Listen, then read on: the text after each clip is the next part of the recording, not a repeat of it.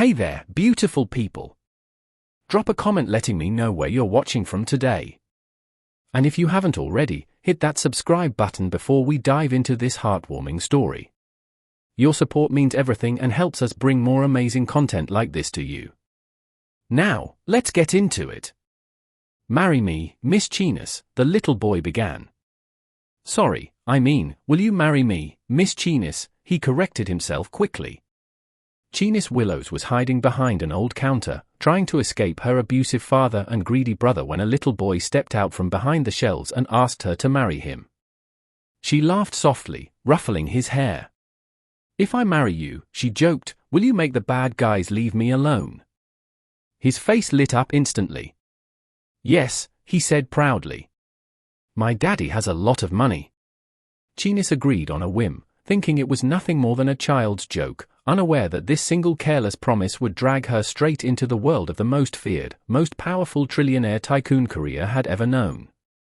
Chinas Willows had been waiting tables in the small Gangnam restaurant in Seoul like she always did when she heard a low, familiar growl from outside. She knew that sound. It belonged to her abusive father and her greedy brother, people who only remembered she existed when they needed money. Chinas already knew how this would end. This wasn't the first time they had come looking for her. They would demand her paycheck. She would try to hide. They would cause a scene, wreck the place, and eventually she would be forced to come out and hand over what she'd earned. Lately, they'd started sniffing her out, as they liked to call it, finding her no matter where she hid. She tucked herself behind an old counter, planning how she would split the money and budget her share for herself. She pressed her back harder against the dusty underside, knees drawn to her chest, breath shallow. Outside the swinging kitchen doors, the growl came again. Her father's voice was thick with liquor, even at 3 o'clock in the afternoon. Where's my girl at? Chinas, don't make me come in there and drag you out. Her brother's laugh followed, mean and eager. She's probably hiding again. Always playing games. Chinas squeezed her eyes shut. 20 minutes. That was all she needed. 20 minutes for them to get bored, for the manager to threaten police, for them to slink away with whatever cash they could shake out of the till instead of her tips. She had 63,000 Korean wons folded inside her sock, which was barely enough for rent and Jen's medicine next door, but it was hers. They weren't taking it today. A soft rustle came from behind the counter between two shelves of forgotten takeout containers. Her heart jumped. Had they found her already? But instead of her father's sneer or her brother's greedy grin, an adorable little boy peeked out at her. He looked no older than 6 or 7. She blinked in surprise, then exhaled. She pressed a finger to her lips. Hey there, little boy. You scared me. The boy stared back at her, equally startled. Then his eyes widened. He blinked at her. Wow, he breathed. You're so beautiful. You look like a damsel from one of my books. What's your name? She chuckled softly. Thank you. I'm Chinas. I'm G-Minute, he replied proudly. What are you hiding from, G-Minute? She asked. My dad, he said with a pout. He wants to take me to the doctor again. I don't like doctors. Her smile faltered as pity bloomed in her chest. She wondered what illness such a small boy might be dealing with. And you? He asked curiously. You're dressed like the waitresses, but you're not working. Who are you hiding from? She blinked, surprised by how sharp he was. I'm hiding from bad guys, she said lightly. Very bad guys. Bad guys, he repeated, his smile fading. How can anyone want to hurt a damsel like you? Where are they? She almost laughed at how serious he sounded, like he was ready to charge into battle. They're in the restaurant, she said gently. You just can't see them from here. I can fight them for you, he declared. She bit back a laugh. You can't even handle injections, yet you want to fight bad guys. I'm strong. He puffed up, offended. I take taekwondo sometimes. I can definitely fight. Chinas smiled at his tiny bravado. There was something painfully sincere in his eyes. Protective despite his size. "That's very brave," she whispered. "But some bad guys are too big to fight with fists." He frowned, thinking hard, his brows knitting together. Then his face lit up like he'd solved the hardest puzzle in the world. "Then you need protection," he said seriously. "Protection," she echoed. "Yes," he nodded firmly. "Like in my storybooks, the princess always has a knight. Or a prince. Or a rich husband." She covered her mouth to stifle her laughter. "A rich husband, who?" "Yes." He puffed out his narrow chest. "If you marry someone rich, the bad guys won't touch you. Everyone's scared of rich people." She leaned in, playing along because it was the sweetest thing she'd heard in months. "So, where do I find one of those?" He gasped as if the answer was obvious. "Me." She blinked. "You?" He straightened his tiny shoulders and puffed out his chest like a hero preparing for battle. Then very seriously, very earnestly, he said, "Marry me, Miss Chenis." He paused, then quickly corrected himself. "Sorry, I mean, will you marry me, Miss Chenis?" She laughed softly, ruffling his hair. "Why should I marry you, little boy?" G-Minute thought hard. "I have good looks. My genes are excellent, I promise. If you see my dad," he stopped abruptly, then shook his head. He couldn't let her meet his father. She might fall for him instead. "Don't worry about Daddy," he said firmly. "Marry me instead. Daddy is ugly. I got my good looks from my grandma." Chenis wanted to burst out laughing, but that would only give her away. She patted his head gently and smiled. "Then I'll marry you and you'll save me. Deal?" "Deal," he exclaimed proudly. "My daddy has a lot of money. Like, a lot of money. You don't have to worry."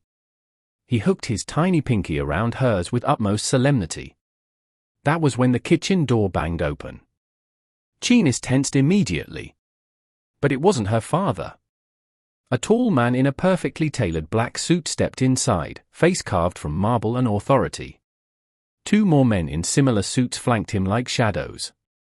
The restaurant noise died instantly. Chenis' father's voice cut off mid-rant. G-Minute squeaked and grabbed Chenis' hand. "That's Daddy." Chenis' stomach dropped. The man, Song Woo Bin, though she didn't know his name yet, swept cold eyes across the storage area.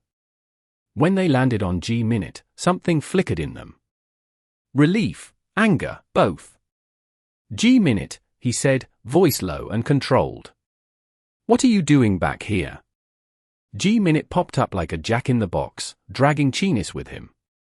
"Daddy, this is Chenis. She's my fiancée." The word landed like a grenade. Woo Bin's gaze snapped to Chenis. She felt it like a physical weight, assessing, unreadable, dangerous. Chenis' father recovered first. "Who the hell are you?" "This is family business." Woo Bin didn't even glance at him. To one of his men, he said quietly, "Remove them." The bodyguards moved. Her father lunged. "Hey, you can't just," a hand clamped on his arm. He yelped. Her brother tried to step forward. Another bodyguard blocked him without a word. Woo Bin finally looked at Chenis again. "Are you hurt?" She shook her head, throat too tight to speak. G-Minute tugged her sleeve. "See, I told you, rich people make bad guys go away." Woo Bin's mouth twitched, almost a smile gone in an instant. He extended a hand toward her, not demanding, offering. "Come. It's safer outside." Chenis hesitated. Her father was still cursing, now being marched toward the front door. The manager hovered nearby, pale and silent. G-Minute squeezed her fingers. "Please, you promised." She looked down at the boy, small, earnest, brave in a way she hadn't been in years. Then she looked at the man who could make entire rooms go quiet with a glance. She took his hand. His skin was warm. His grip was steady. They stepped out the back door into the alley. A long black limousine waited, engine purring. The driver opened the rear door without a word. G-Minute scrambled in first, bouncing on the leather seat. "Come on, Chinis. It's really comfy." She slid in beside him, heart hammering. Wu Bin followed, settling across from them. The door closed with a soft, expensive click. Silence stretched. G-Minute broke it. "Daddy, Chinis is in trouble. Bad guys are after her. I asked her to marry me so you can protect her, like in my books." Wu Bin's gaze flicked to Chinis' wrist where a fresh purple bruise bloomed beneath the edge of her uniform sleeve. He didn't comment on it. Instead, he asked, "Where do you live?" She gave the address automatically, a run-down apartment block 20 minutes away by subway. He nodded to the driver. The car pulled smoothly into traffic. G-Minute leaned against her side. "You're safe now," he whispered. Chinis looked at the boy, then at the man watching her with those unreadable eyes. She didn't feel safe. She felt like she'd just stepped off the edge of her old life and into something much bigger and far more dangerous. Wu Bin's phone buzzed. He glanced at the screen, expression hardening. "Mother," he muttered under his breath, then silenced it. Chinis caught the name on the caller ID before it disappeared. Song Mina. Even someone who'd only lived in Seoul for 3 years knew that name. She was Korea's most feared matriarch. The woman who'd built an empire and crushed anyone who threatened it, including, rumor said, her own son when he dared to marry beneath her standards. G-Minute yawned, head drooping against Chinis' shoulder. Wu Bin watched them both for a long moment. Then quietly, he said, "You don't have to be afraid of me." Chinis met his gaze. "I'm not afraid of you," she lied. But she wasn't lying when she added, softer, "I'm afraid of what happens when rich people decide they're done helping." Wu Bin's expression didn't change. But something shifted in his eyes. "I don't make promises I don't keep," he said. The car glided through Gangnam's glittering streets. Chinis held Ji-Min's small hand and tried not to think about how easily this stranger had just dismantled the 2 people who'd terrorized her for years. Tried not to think about the little boy who just jokingly, maybe not so jokingly, married her to the richest, most feared man in Korea. Tried not to wonder what price she'd eventually pay for this one careless deal. Chinis stared at the cracked ceiling of her one-room apartment, the single bulb flickering like it was as tired as she was. Her phone sat silent on the mattress beside her. There were no new threats from her father, no angry texts from her brother, just quiet, too quiet. She kept replaying the limo ride, the soft leather seats. G-Minute falling asleep against her shoulder. Tiny snores puffing against her neck. Wu Bin's voice, calm and final, telling the driver to take a longer route so the boy wouldn't wake up too soon. The way he'd looked at her when she'd said she was afraid of what happened when rich people got bored of helping. "I don't make promises I don't keep." She'd wanted to believe him. God, she'd wanted to, but wanting things had never done her any good. She rolled onto her side, wincing at the bruise on her ribs, old but still tender. Tomorrow was another shift, another chance to save enough to disappear again. Maybe Busan this time, or back to the States if she could scrape together the visa fees. A sharp knock rattled the thin door. Her heart lurched. She sat up slowly, listening. Another knock, harder. "Chinis, open up. We know you're in there." Her brother's voice, slurred, impatient. She didn't answer, didn't move. The door handle rattled. Then a fist pounded. "You think you can hide behind some fancy car? We saw you get in with that rich bastard. You owe us, girl. You owe us big." Chinis pressed her back to the wall, pulse roaring in her ears. She'd changed the locks twice in the last year. They still found ways in. A new voice, her father's, lower, meaner. "You have 2 choices. Open the door or we break it down and take what's ours anyway. Your manager already told us your shift tomorrow. We'll be waiting." Silence stretched, then footsteps retreating. Chinis exhaled, shaky. She waited 10 full minutes before creeping to the peephole. The hallway was empty. She slid down the door, knees to chest, and let the tears come. Quiet, furious ones. She hated crying, hated how small it made her feel. Her phone buzzed. Unknown number. She almost ignored it. Then she saw the message. This is Woo Bin. G-Minute won't stop asking about you. He's convinced you're his fiancé now. He's also convinced you're in danger. Are you? She stared at the screen. Another message followed almost immediately. Where are you? She typed back before she could overthink it. Home. They came again. Just left. The 3 dots appeared, disappeared, appeared again. Stay inside. I'm sending someone. She hit send again, then added. I don't need rescuing. The reply came faster this time. You don't have to accept help. But G-Minute is asking for you. He's scared you'll disappear like his mother did. He's 6. He doesn't understand pride. Chinis closed her eyes. Damn him. Damn the little boy. Damn herself for caring.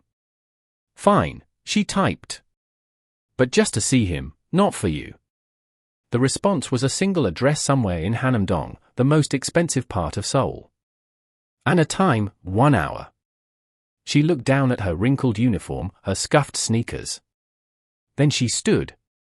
An hour later, she stepped out of a black sedan, different driver, same silent efficiency, in front of a glass and steel mansion that looked more like a modern fortress than a home. Security cameras tracked her every step. A woman in a crisp uniform opened the door before she could knock. Miss Willows, this way, please. The foyer alone could have swallowed her entire apartment. G-Minute came running before she'd taken 5 steps, arms wide, grin brighter than the chandelier overhead. Chinis! You came. I knew you would. She dropped to her knees and hugged him back, surprised by how fiercely she wanted to. Hey, brave knight. Missed me already? He nodded against her shoulder. Daddy said you had bad guys again. I told him we have to protect you forever now. Chinis looked up. Woo Bin stood at the top of the curved staircase, sleeves rolled to his elbows, tie loosened. He looked exhausted, dark circles under his eyes, jaw tight. G-Minute tugged her hand. Come see my room. I drew our wedding. Woo Bin descended slowly. G-Minute, let her breathe. The boy pouted but obeyed, scampering ahead. Woo Bin stopped in front of her, close enough that she could smell his cologne. Something expensive, cedar and smoke. You're hurt, he said quietly, eyes on the fresh mark on her forearm where her brother had grabbed her earlier. It's nothing. It's not nothing. She lifted her chin. I've handled worse. I know. His voice softened. That's what worries me. Ji-Min's voice echoed from down the hall. Chinis, hurry. Woo Bin exhaled. He's attached. More than I expected. He's a sweet kid. He's sick, Woo Bin said bluntly. Hyperplastic left heart syndrome. He's been on the transplant list for 8 months. Doctors say it's urgent now. He doesn't have much time left if we don't find a match soon. Chinis felt the floor tilt. That's why he hates doctors, she whispered. Woo Bin nodded once. He thinks if he's strong enough, brave enough, he won't need them. But you make him feel brave. She looked away, throat tight. I can't stay here, she said. I have a life, a job. Rent? You won't have a job if your family keeps showing up and trashing the place. You won't have rent if they keep taking your paychecks. She glared at him. So what? You want to buy me off? I want to protect my son's heart, literally and figuratively. He stepped closer. Stay here, in the guest wing. No strings. You visit G-Minute whenever you want. Keep him smiling. In return, my security team handles your family. Permanently. Permanently, she echoed. They won't touch you again. Ever. She searched his face. No pity, no charm, just cold certainty. And when G-Minute gets his heart? When he doesn't need me anymore? Woo Bin didn't flinch. Then you walk away with whatever you need to start over. No questions. G-Minute appeared at the end of the hall, holding up a crayon drawing of 3 stick figures under a giant heart. Look! It's us after the wedding. Cheenis' chest ached. She looked back at Woo Bin. One condition, she said. He raised a brow. I'm not your charity case. I work. I pay my own way. Even if it's just helping in the kitchen or reading to G-Minute. I don't take handouts.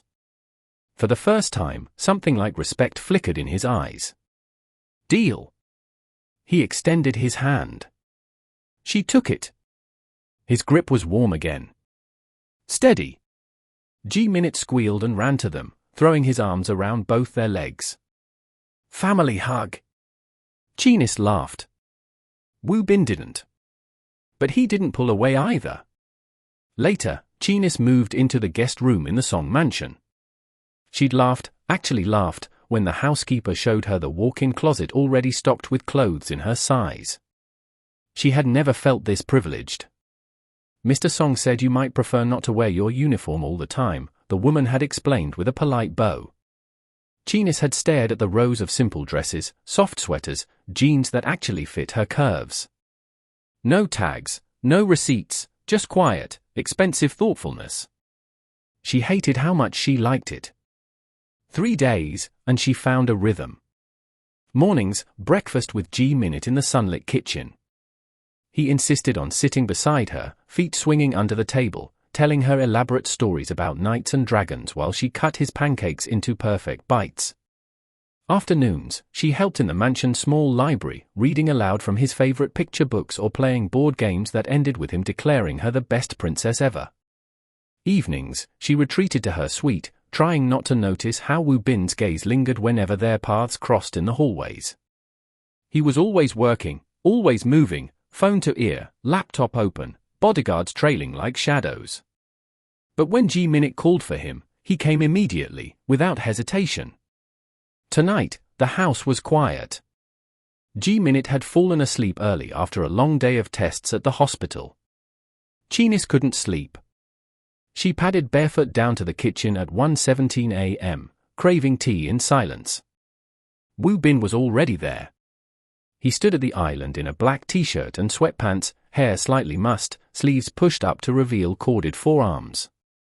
A tablet glowed in front of him, but his eyes were on the dark window, unfocused. He didn't startle when she entered. Just glanced over. Couldn't sleep either. She shook her head, moving to the kettle. G-Min's fever earlier scared me, even if it was just from the stress of the appointment. Woo Bin exhaled. He's tougher than he looks. So are you. The words slipped out before she could catch them. He turned fully toward her. The kitchen island separated them, but the space suddenly felt smaller. Cheenis busied herself with the tea. I didn't mean to pry. You carry it all. The company, him, the waiting. I don't know how you don't break. I break, he said quietly. I just do it where no one sees. She looked up. His gaze held hers, raw, unguarded for once. My ex-wife left when the diagnosis came, he continued, voice low. She said she couldn't handle watching him die. That it would destroy her, so she destroyed us instead. Cheenis' fingers tightened around the mug. I built everything after that, he said. The empire, the walls, the distance. And then this little boy with your smile walks into my son's life and suddenly everything feels fragile again. Her breath caught. I don't have that kind of power. You do. He stepped around the island. Close now. Not touching, but near enough she could feel the heat radiating from him. You make him laugh. You make him forget the needles for 5 minutes. You make me remember what it feels like to want something that isn't control. Silence stretched between them, thick, electric. Chinis swallowed. I'm just a waitress hiding from her own mess. You're more than that. His voice dropped. And you know it. She set the mug down before her hands could shake. He reached out, slow, giving her time to pull away, and brushed a stray curl from her cheek. His thumb lingered against her skin. The touch was barely there. It burned. She leaned into it, just a fraction. His eyes darkened. Then his phone buzzed on the counter. Sharp, insistent. He cursed under his breath, glanced at the screen. Ji-min's monitor alarm, he said, already moving. They ran up the stairs, down the hall, into Ji-min's room. The boy was curled on his side, face flushed, breathing shallow and fast. The heart monitor beeped erratically. Woo Bin scooped him up without hesitation. I've got you, buddy. Ji-min whimpered. Daddy, it hurts. Chinis was already at the bedside table, grabbing the emergency oxygen mask the nurses had taught her to use during her first overnight stay. She fitted it gently over Ji-min's face while Woo Bin carried him toward the door. Car's ready, one of the night security men said from the hallway. They rode in silence to the private hospital wing Woo Bin had practically funded. Doctors swarmed the moment they arrived. Chinis stood in the waiting area, arms wrapped around herself, watching through the glass as Woo Bin held Ji-min's hand while machines beeped and voices murmured. An hour later, the lead cardiologist emerged. Fever spiked from infection, he said. We've got it under control with antibiotics, but the pressure on his heart is increasing. The transplant window is narrowing. We need a match soon. Woo Bin's jaw clenched. How soon? Weeks. Maybe less. Chinis felt the floor shift again. When they returned to the mansion at dawn, Ji-min was asleep in Woo Bin's arms, and 4-line taped to his small hand. Woo Bin carried him to bed, then turned to Chinis in the hallway. Thank you, he said. Simple, sincere. She nodded, throat too tight for words. He hesitated. There's something else. She waited. The media caught wind of you being here. Photos from the restaurant. Rumors about a mystery woman in the Song household. He rubbed the back of his neck. My mother is displeased. Chinis' stomach twisted. Madam Song. She wants you gone. Says you're a distraction. A liability. His eyes met hers. She's wrong. Chinis lifted her chin. I'm not leaving Ji-min. I know. He stepped closer. But the rumors are growing. If we don't control the narrative, it could hurt him, stress, publicity, questions about his health. People will dig into your past, your family. She felt sick. They already are. He nodded. I have a proposal. She raised a brow. A temporary engagement. Public announcement. We say it's real. It shuts down the gossip. Protects your reputation. Gives Ji-min stability. When the transplant happens, when he's safe, we can quietly end it. Chinis stared at him. Fake, she echoed. Fake, he confirmed. But his voice was rougher than before. Unless... He didn't finish. She searched his face, saw the exhaustion, the fear, the flicker of something deeper. Her own heart was pounding too hard. I need to think, she whispered. He nodded once. Take your time. But as he turned to leave, she caught his wrist. He froze. She didn't let go. When this is over, she said softly. Promise me one thing. Anything. Don't let him forget me. Woo Bin looked down at where her fingers wrapped around his arm. I don't think that's possible, he murmured. Then he leaned in, slow, careful, and pressed his forehead to hers for 1 heartbeat. 2. 3. Neither of them moved. The announcement came at a press conference nobody expected. Chinese stood beside Wu Bin on a sleek stage in the Song Group headquarters. Lights hot on her skin, cameras flashing like gunfire. She wore a simple navy dress from the closet he'd stocked. Elegant, understated, nothing flashy. Her hand rested lightly in the crook of his elbow. His arm felt like steel beneath the tailored suit. G-Minute sat in the front row between two nannies, wearing a tiny tuxedo, clapping wildly when the moderator introduced them. Mr. Song Wu Bin and Miss Chinese Willows are pleased to confirm their engagement, the spokesperson read from the prepared statement. This is a private matter made public due to recent speculation. They ask for privacy during this joyful time, especially as they focus on the health of their son. The word landed heavier than the ring Wu Bin had slipped onto her finger that morning. A simple platinum band with a single emerald, G-Min's birthstone. No diamond, no show, just quiet permanence. She hadn't taken it off. The questions came fast after. How did you meet?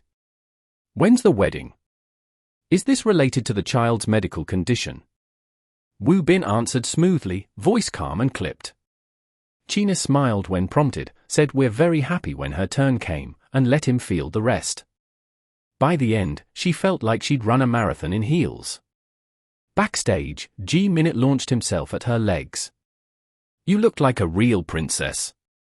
She scooped him up, burying her face in his hair to hide the tremor in her smile. Only because my knight was watching. Wu Bin watched them both, expression unreadable.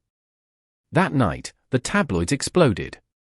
Headlines screamed, trillionaire CEO engaged to mystery black waitress.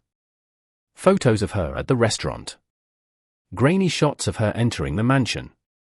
Even an old one from her US high school yearbook surfaced. Comment sections filled with everything from congratulations to venom, gold digger, scandal, race baiting, clickbait. China scrolled through it all on her phone in the guest suite, stomach churning, until Wu Bin appeared in the doorway. Stop looking, he said quietly. I can't. It's everywhere. He crossed the room, took the phone from her hand, and set it face down on the nightstand. Then he sat on the edge of the bed, close but not touching. They'll move on to the next story in 48 hours. And until then?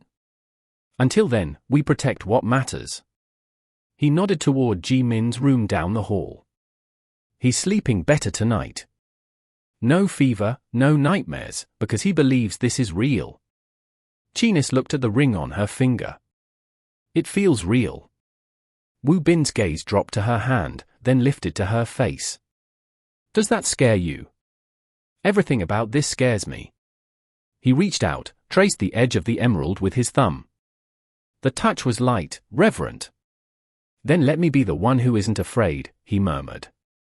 She met his eyes. The air between them thickened. He leaned in first, slow enough she could stop him. She didn't. Their lips met, soft, tentative, like they were both testing whether the world would crack open. It didn't. It caught fire instead. His hand cupped the back of her neck, pulling her closer. She slid her fingers into his hair, tugging just enough to make him groan low in his throat. The kiss deepened. Hungry, desperate. Years of restraint unraveling in seconds. When they broke apart, breathing hard, foreheads pressed together, he whispered against her mouth. This wasn't supposed to happen. I know. But it did. She nodded once. They didn't speak again that night. They didn't need to. The next morning brought hell. Her phone rang at 7:03 a.m. Her brother's number. She answered on the third ring. You think you're somebody now, he snarled. Engaged to the big man? You owe us, Chinese. You owe us for every year you lived off us. I never lived off you, she said flatly. I sent money home until you started gambling it away. Doesn't matter. We're filing a lawsuit. Emotional distress. Abandonment. You're rich now. Pay up or we drag your name through every court in Seoul. She laughed, cold, tired. Try it. She hung up. By noon, the lawsuit papers arrived via courier, delivered to the mansion gates with a photographer in tow. Woo Bin's legal team descended like wolves. They dismantled the claim in 48 hours. Affidavits proving years of abuse and financial exploitation. Police reports from the states she'd never told anyone about. Bank records showing every dollar she'd sent home. The case was thrown out before it reached a judge, but the damage was done. Chyna sat on the garden bench that evening, knees drawn up, staring at the koi pond while G-Minute napped inside. The emerald ring felt heavier than it should. Woo Bin found her there. He didn't sit, just stood behind her, hands in his pockets. "I'm sorry," he said. "For what?" "For bringing you into this circus." She shook her head. "I chose this. For him." He stepped around the bench, crouched so they were eye level. "And for you?" She looked at him, really looked, saw the lines of exhaustion around his eyes, the way his shoulders carried the weight of too many decisions. "I don't know how to want things for myself anymore," she admitted. He took her hands. "Then let me show you." The charity gala was 2 nights later. Black tie, glittering, the kind of event where deals worth billions were made over champagne. Chyna wore emerald silk that matched her ring, the dress hugging every curve. Heads turned when she entered on Woo Bin's arm. Whispers followed. An older woman in pearls sneered, loud enough to carry. "She's bold, I'll give her that. But taste? Questionable." Woo Bin stopped walking. Turned. The room quieted. "She is my fiancée," he said, voice carrying without effort. "Insult her again and you'll find your family's investments in Song Group re-evaluated by morning." The woman paled. He led Chyna to the dance floor without another word. The orchestra played something slow and aching. He pulled her close, chest to chest, hand low on her back. "You didn't have to do that," she murmured. "Yes, I did." They moved together, easy, instinctive. Her head rested against his shoulder. His thumb traced slow circles on her spine. "I love this," she whispered. "The pretending." He tilted her chin up. "It stopped being pretend the moment you kiss me back." Her breath hitched. Around them, Seoul's elite watched. He didn't care. Neither did she. Later, in the quiet of the car ride home, G-Minute asleep between them, clutching a drawing of the 3 of them dancing, Woo Bin leaned across the boy and kissed her temple. "Stay," he said. "Not a question." She turned her face into his neck. "I'm already here." But the next morning brought new shadows. Madame Song arrived unannounced. She swept into the foyer like winter itself. Perfectly coiffed, steel eyes like knives. "Woo Bin," she said coolly. "A word." "Alone." He didn't move. "Anything you have to say, you can say in front of Chyna." Madame Song's gaze slid to her, disdainful, assessing. "Very well." She pulled an envelope from her purse and dropped it on the marble table. "Your fiancé's debts. Loan sharks. Forged signatures on documents tying her brother to one of our competitors. If this leaks—" "It won't," Woo Bin cut in, "because you're the one leaking it." Madame Song smiled thinly. "I protect this family. Even from itself." Chyna stepped forward. "I never asked for your protection. You'll need it when the board hears about this distraction during G-Min's critical time." Woo Bin's voice turned lethal. "Leave. Now." Madame Song looked between them, then at the ring on Chyna's finger. "You'll regret this," she said softly. She left. Chyna picked up the envelope. Inside, photos, bank statements, a letter from her brother offering to sell embarrassing family secrets to the highest bidder. She handed it to Woo Bin without a word. He took it, crushed it in his fist. Then he pulled her into his arms. Tight, fierce. "They don't get to touch you," he said against her hair. "Not anymore." She clung to him. Days passed. A call came at 4:42 a.m. Chinis jolted awake to the shrill ring of Wu Bin's phone on the nightstand between their rooms. She'd started sleeping with the connecting door cracked open since Ji Min's last scare. She heard Wu Bin answer in a low, controlled voice, then silence. Then a single word that sliced through the dark: no. She was already out of bed, barefoot, crossing the threshold when he switched on the lamp. His face was grey. "The donor heart," he said. "They rejected it. Paperwork error. Forged signature on the consent form. The family pulled out." Chinis felt the air leave her lungs. How? Someone convinced them the risk was too high, that the recipient's environment was unstable.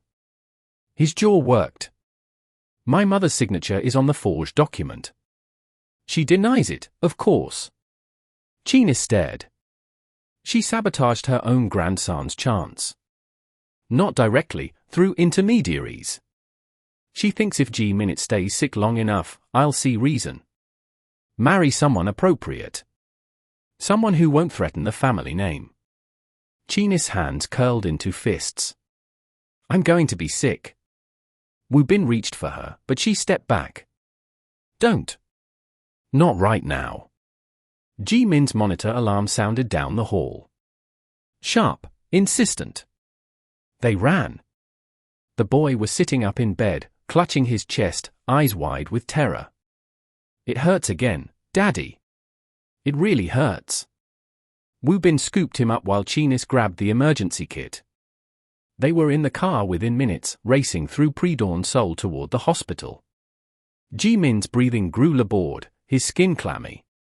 By the time they reached the ER, he was barely conscious. Doctors swarmed. Monitors screamed. Chinis stood frozen in the doorway while Wu Bin held Ji Min's hand through the chaos. "He's decompensating," one cardiologist said.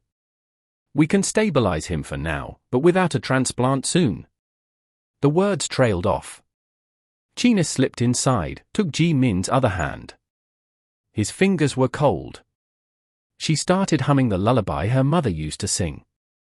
Soft, wordless, the one that always calmed her when the house got too loud. Ji Min's eyelids fluttered. His grip tightened faintly. Wu Bin looked across the small body at her, eyes glassy. Hours blurred. Stabilized but fragile. Ji Min slept under heavy sedation. In the private waiting room, Wu Bin paced like a caged animal. Chinis sat with her arms wrapped around herself. He stopped in front of her. "This is my fault." "No. I let her get too close. I thought family meant loyalty." Chinis looked up. "She's not family. She's a shareholder with a surname." His laugh was bitter. "And your family?" "Your brother's been in contact with my biggest rival, Li Tang, the one who's been trying to tank our medical division for years. They're feeding him dirt on you, on us. They want the stock to dip so they can buy low." Chinis felt ice in her veins. "My brother would sell his own sister for a payout." Wu Bin crouched in front of her chair. "I should have seen it coming. I should have protected you better. You can't protect me from my own blood." His voice cracked. "I'm trying." She reached out, cupped his face. "You're carrying too much." He closed his eyes, leaned into her touch. "I lashed out at you yesterday in the hallway. I said you brought bad luck, that your family ties were cursing us." He remembered. The words had cut deep. "I didn't mean it," he whispered. "I was terrified and I took it out on the one person who's kept me from falling apart." Chinis' throat burned. It hurt. "I know." She pulled her hand away. "I need air." She walked out, down empty corridors, past nurses who nodded sympathetically, out to the rooftop garden the hospital reserved for VIP families. The city sprawled below, cold, glittering, indifferent. She cried there, quiet, furious sobs until her chest ached as much as Ji Min's must. When she returned, Wu Bin was still in the waiting room, alone. He stood when she entered. "I'm sorry," he said again. She crossed to him, stopped inches away. I'm not leaving him, she said. But I can't keep pretending this is just temporary. Not when every day feels like goodbye. He searched her face. Then don't pretend. She exhaled shakily. What does that mean? It means I love you. The words came out rough, like they'd been locked behind his ribs for months. I've loved you since the moment you ruffled Ji-min's hair and called him brave. I just didn't have the courage to say it until I almost lost you both. Chinis' breath hitched. He stepped closer. Stay. Not because of a fake ring. Not because of protection. Stay because you want to. Because we're already a family. Tears slipped down her cheeks. She nodded once. He kissed her. Slow, deep, tasting of salt and relief. When they pulled apart, his phone buzzed. Madam Song. He answered on speaker. Wu Bin. No more games. He cut in. You forged documents. You endangered my son. You're done. Wu Bin, listen. I'm filing for a restraining order. Effective immediately. If you come near this hospital, near my home, near either of them, I will ruin you. Publicly. Completely. Silence, then, softly, you would choose her over your own mother. I already have. He ended the call. Chinis stared at him. You just. I should have done it years ago. Ji-min stirred when they returned to his room. His eyes opened, cloudy but aware. Chinis, he whispered. I'm here, baby. Did you fight the bad guys? She smiled through tears. Your daddy did. And he won. Ji-min's gaze shifted to Wu Bin. Daddy, don't be mad at Chinis. She's my princess and you're my knight. Knights don't yell at princesses. Wu Bin's throat worked. I know, buddy. I'm sorry. Ji-min reached for both their hands. Promise you'll stay together even when I'm better. Chinis squeezed Wu Bin's fingers. We promise, she said. Ji-min smiled, small, tired, perfect. Then his eyes closed again. Later that afternoon, Chinis slipped out to confront her family one last time. She found her brother in a rundown bar near Itaewon, same place he always went when he needed liquid courage. He smirked when he saw her. Come to beg. No. She dropped a folder on the table. This is everything. Police reports. Bank transfers. The lawsuit you tried to file. Proof you've been working with Lee Tang to sabotage Song Group. I'm done. You come near me, near Ji-min, near Wu Bin again, and this goes to every news outlet in Korea. You'll be the story. Not me. He laughed, nervous. You think your rich boyfriend scares me? He doesn't have to. She leaned in. I do. She walked out. Her phone buzzed as she stepped into the street. New donor match flagged. International private flight leaving in 6 hours. She ran back to the hospital. Ji-min was awake, coloring weakly. Chinis showed him the text. His eyes lit up. Is it time? Almost, sweetheart. Wu Bin pulled her aside in the hallway. There's one complication, he said quietly. Lee Tang. He's threatening to go public with fabricated evidence tying you to corporate espionage unless I drop a major merger that would bankrupt him. Chinis stared. He's using me as leverage. Yes. She straightened. Then let him. Wu Bin frowned. Release everything we have on him and my brother. Let the world see what they've done. I'm not hiding anymore. Wu Bin studied her for a long moment. Then he nodded. I love you, he said. She kissed him, fierce, certain. I love you too. Outside, Seoul's skyline glittered like a promise. Inside, a small boy dreamed of tomorrow. And for the first time in years, Chinis believed tomorrow might actually come. The private jet sliced through storm clouds over the East Sea, turbulence rattling the cabin like loose change in a pocket. Chinis gripped the armrest, knuckles pale. Across the narrow aisle, Wu Bin held G-Minute against his chest. The boy's small body swaddled in blankets, oxygen mask fogging with each shallow breath. The donor heart waited in Busan, harvested from a tragic motorcycle accident in Japan and flown in under emergency protocols Wu Bin had personally negotiated. Every minute mattered. Ji-min's eyes fluttered open. "Are we there yet?" "Almost, sweetheart," Chinis whispered, reaching across to stroke his hair. "You're being so brave." He managed a weak smile. "Knights don't get scared." Wu Bin pressed a kiss to his son's forehead. "They do. They just keep going anyway." The pilot's voice crackled over the intercom. "We're hitting heavy weather. ETA 30 minutes, but visibility is dropping fast."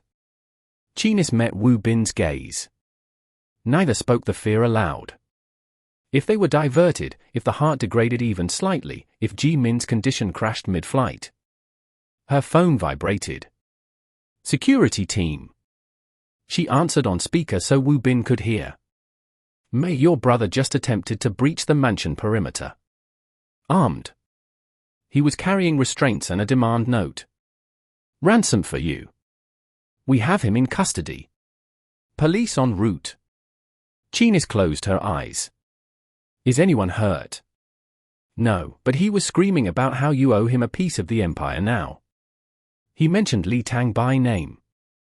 Said the company promised him a cut if he got you out before the surgery." Wu Bin's expression turned lethal. "Tell the police everything. No deals, no bail, and double security on the hospital in Busan. No one gets near us." He ended the call. China stared at the floor. "My own brother tried to kidnap me." Wu Bin reached for her hand. "He won't touch you again." She pulled away, gently but firmly. "This is what happens when I stay. People get hurt. G-Minute gets sicker. Your company bleeds money fighting off attacks. I'm poison. You're not." "I am." Her voice cracked. "I should have left weeks ago, before the fake engagement, before I let myself believe." "Stop." Wu Bin unbuckled, crossed the aisle in 2 strides, and knelt in front of her seat.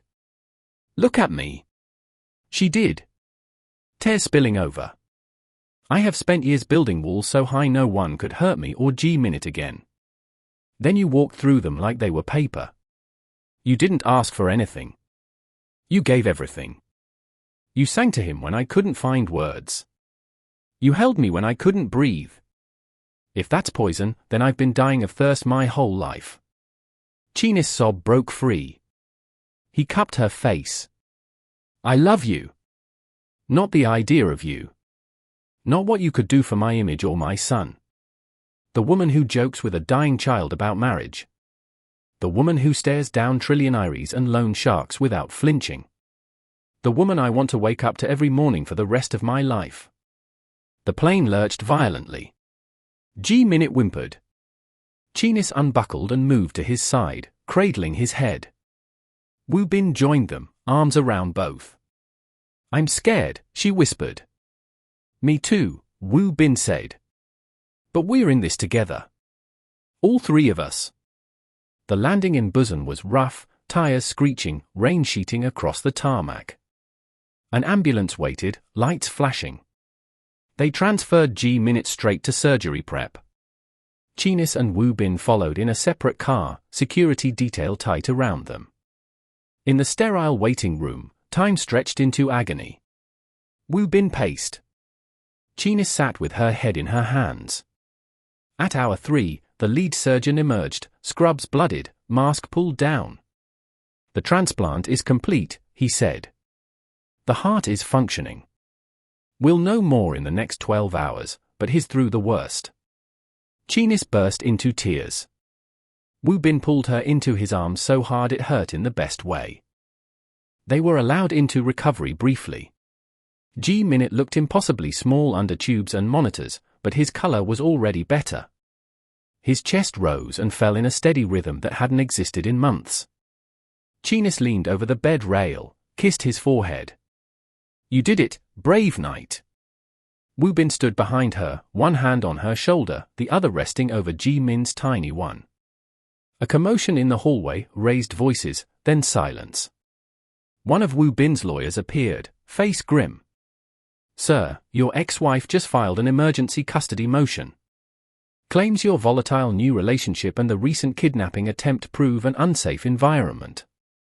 She's citing Madam Song as a character witness. They want Ji Minute removed from your care the moment he's stable enough to transport."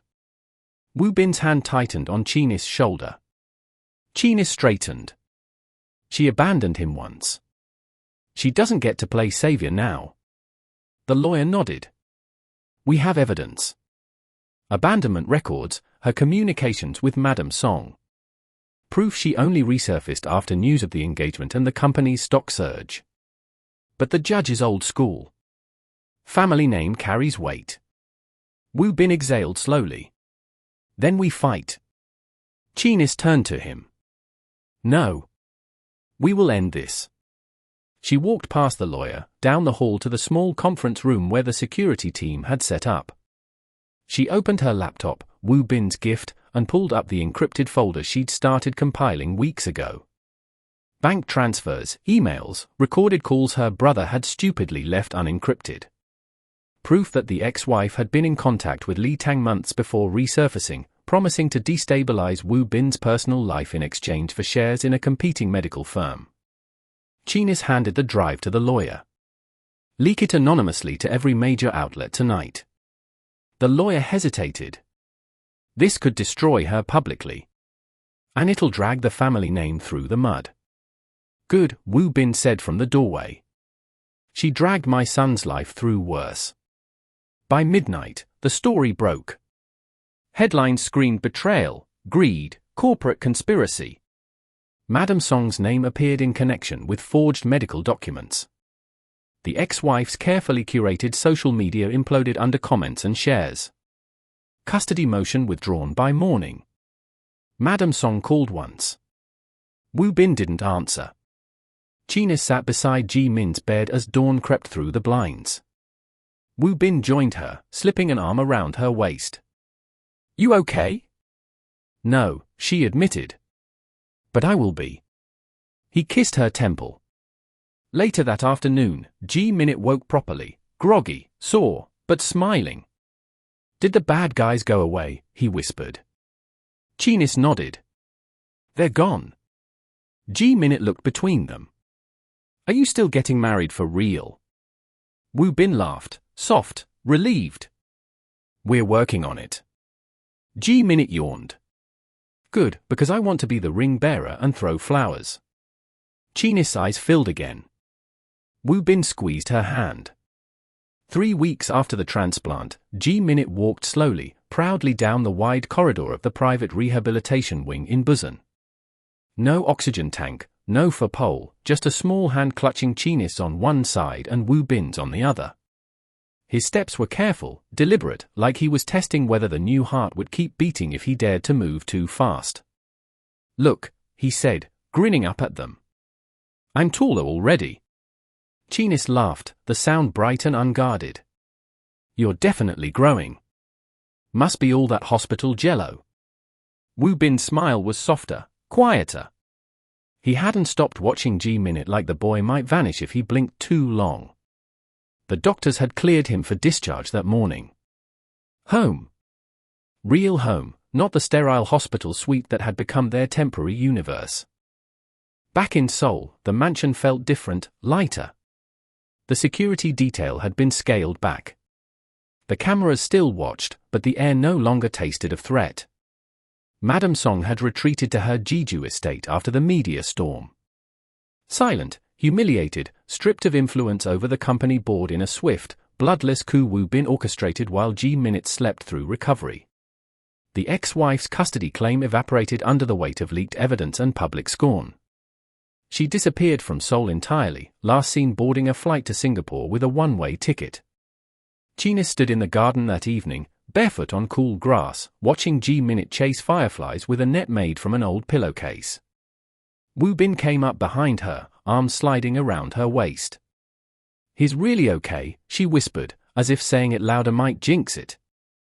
"He is." Woo Bin rested his chin on her shoulder. "Because of you." She turned in his arms. "Because of us." He kissed her, slow, deep, the kind of kiss that said everything words still stumbled over. When they parted, he didn't let go. "I have something for you," he murmured. She raised a brow. "Another ring." "Better." He led her inside to the formal living room, rarely used, always too grand. Tonight it was transformed. Fairy lights strung across the ceiling. A small table set for 3. G-Minute already there, wearing his favorite blue hoodie, bouncing on his toes.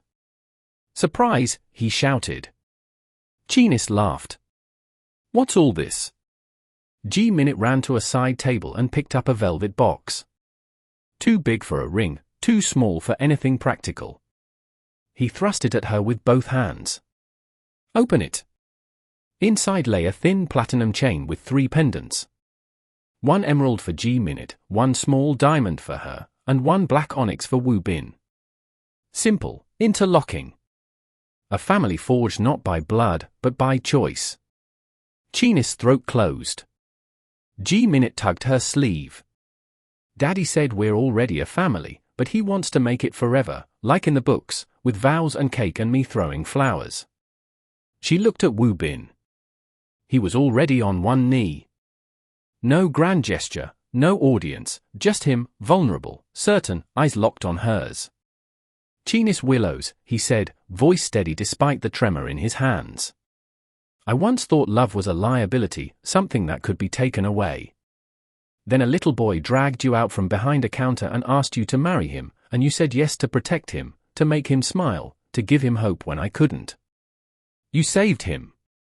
You saved me. I don't want a fake engagement or a temporary promise. I want forever, messy, beautiful, with bad days and hospital waits and fireflies in the garden. Marry me. For real. Please." Tears slipped down her cheeks.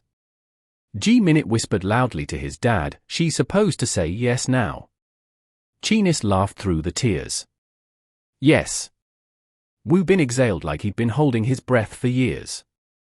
He rose, slipped the chain around her neck, then pulled her into a kiss that tasted of salt and promise. G-Minute cheered, throwing imaginary petals from his empty hands. 2 months later, under a late spring cherry blossom canopy in a private Hannam courtyard, they said their vows. Chinis wore white with emerald accents, simple flowing African print details woven into the hem as a quiet nod to her roots. Woo Bin in a black hanbok with subtle modern lines. G-Minute, ring bearer and flower boy in one, scattered petals with such enthusiasm that half ended up in his own hair. The ceremony blended traditions. A Korean bowing ritual, a hand-fasting cord in green and gold. Vows spoken in English and Korean. When the officiant asked if they took each other, G-Minute shouted, "They do," before either of them could answer, earning laughter from the small gathering. Trusted friends, loyal staff, no press, no rivals, no ghosts from the past. Afterward, at the reception under string lights, G-Minute tugged Chinis' dress. "Mom," he asked softly, testing the word like it might break. Her heart stuttered. She knelt. "Yeah, baby. Can I call you that for real?" She pulled him into her arms. "You already have been in here."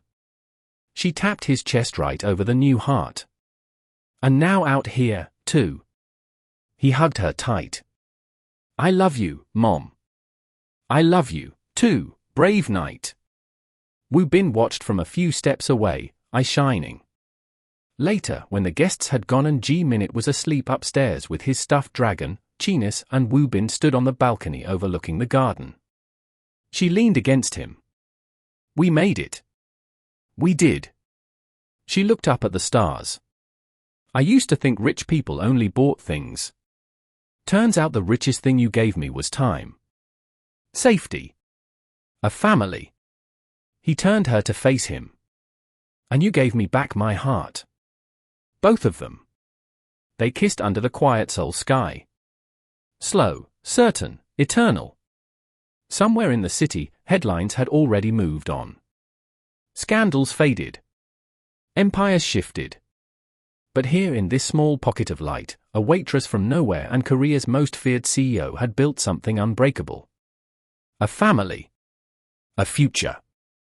A forever that started with 4 small words from a little boy hiding behind shelves. Marry me, Miss Chinese. And she had. Thanks for watching. Where are you all tuning in from today? Don't forget to like, subscribe, and share this video if you enjoyed the story. Your support means everything.